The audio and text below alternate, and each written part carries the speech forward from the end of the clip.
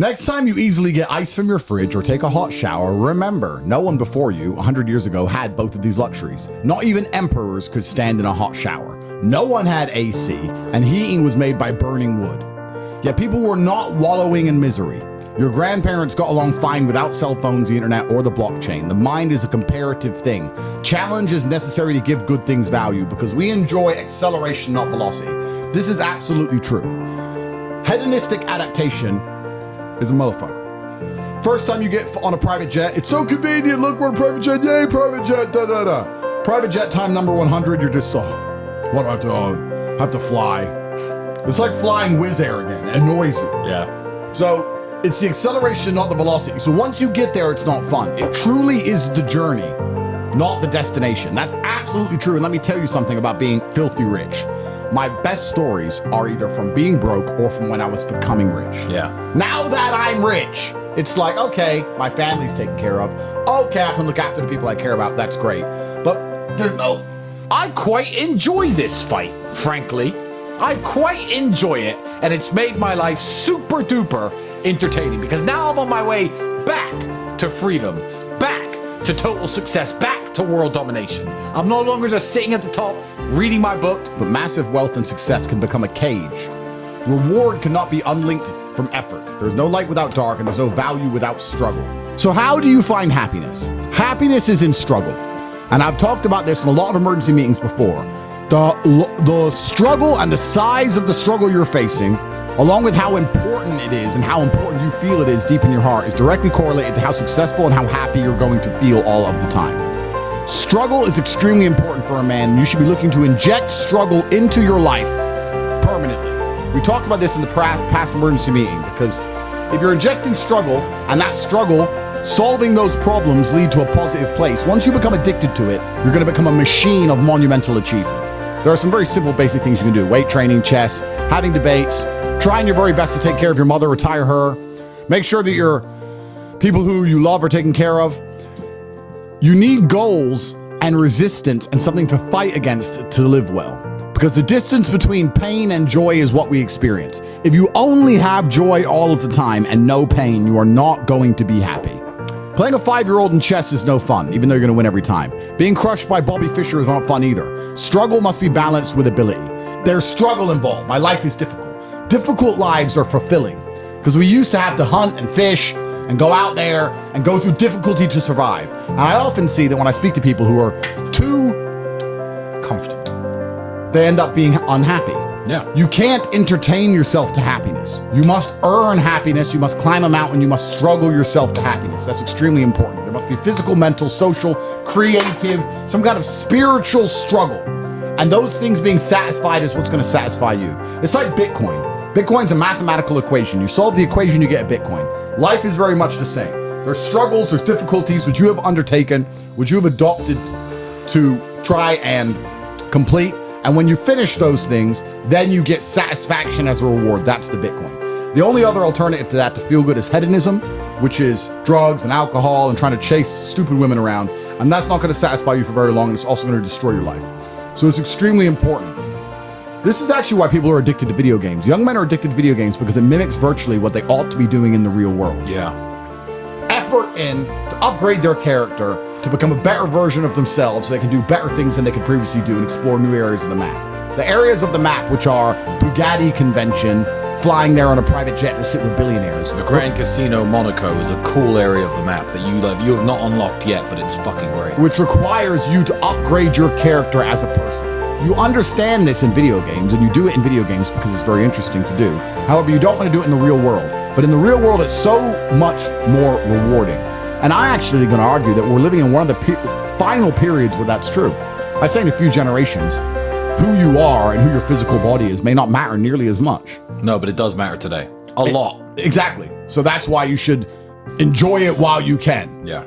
So you need to pick the low-hanging fruit first. And the starting block to all of these things is your body. I believe if you lift, stretch, move, improve your body, try and train MMA, learn how to fight, get stronger, get bigger muscles, it's a fast track to self-discipline, which will carry over into all other endeavors. Now even Mark Zuckerberg himself is getting into great shape.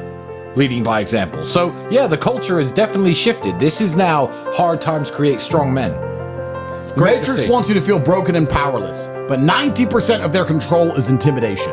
They need you black-pilled and feeling helpless, and you're going to resist against that by finding struggle out there in the world, adopting it into your life, and constantly solving problems. Then you will never feel helpless again, and they can no longer intimidate you. That is the primary objective. That's why you need to feel positive all the time. That's why you have to understand what they're trying to do. That's why you have to look at things that are difficult to do and simply do them. That's one of the most beautiful things. And improving your body is the easiest, lowest hanging fruit that absolutely everyone can do. You can drop and do push-ups right here, right now. There's nothing stopping you from being in a physical specimen. So I'm going to become elitist. And when I look at men who are physical specimens, I think everyone naturally does this, but I'm going to openly say it. I respect them differently than I look at men who aren't. I have a different level of respect for them because they show me they have discipline. They show me they have motivation. They show me they're capable of doing difficult and hard things. Those are the kind of people I trust. They're the kind of people who struggle in their life. So when new struggle comes along by the Matrix, given to them to damage them and try and attack their psyche, they're not afraid of it. They're not afraid of struggle. They're problem solvers. People who train are problem solvers, and you need to become one because I believe as the Matrix collapses, it's going to be a small period, perhaps the rest of our lives, of chaos and danger before we build a new world order, which is going to be built on God's truth and light, I hope. And you need to become very, very adept at solving problems pretty quick. So to be as strong as physically possible. Next, you want to try and make as much money as possible. Not even necessarily for the money, although money is extremely important, so it allows you to take care of yourself and fight against the Matrix. We talked about this before, but there's the challenge involved, and solving that challenge and solving that conundrum is going to make you feel more satisfied as a human. Happiness comes from success, and making money is success. You should try and make people around you smile and be happy. You should try and encourage positivity around you. You should be the kind of person that no one can really complain about their struggles around because they know that you're the person who's going to be like, why are you complaining when you could just simply fix it? When I was poor, I thought everybody was poor. Yeah. And then I got rich, and now I think everybody's rich. It's amazing how you see what you are in the world. Yeah. It's like if you're a thief, you don't trust anyone because all you do is steal. So you're afraid to do business deals with people because you're a thief. When we do business deals with people, we just shake hands because we know that we're well-intentioned and we don't even need a contract. Because we know that we don't steal, so they don't steal. So it's a win-win. Especially successful people. Successful people are uninterested in stealing because we'd rather everybody win and keep the friendship and keep the network and keep the positive orgons and keep the good karma than make a little bit extra money.